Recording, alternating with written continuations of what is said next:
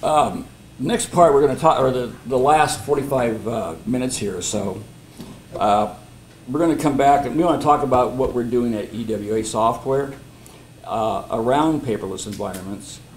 Some of the things that we've done for some of our clients that we thought you might be interested in. You may think a lot, or some of you at least, maybe we've enlightened some of you, but a lot of you maybe think of paperless as a paperless system, and it stores my documents. So it's a place where documents come to rest that I can call up later. That's how I kind of thought of it back in 2006.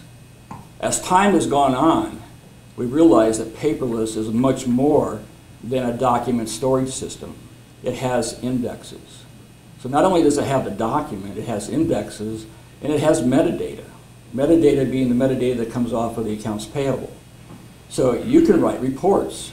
You can pull different information out of paperless that you could never begin to pull out of your accounting system. And serve up documents at the same time with it if you need to. So that has moved us into other areas for clients. And when we are out at clients, we sometimes hear people talking. And I'll tell you a story about one here specifically. They're here. Is a client that we've had since 1988, I think, from a Timberline standpoint. We started out in DOS, a company called Atlas Mechanical.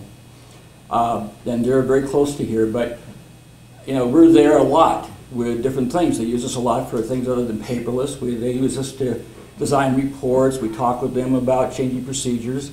And one of the things that had happened was profit erosion can happen on a job when you're heavily PO driven and the materials don't get to the job site on time.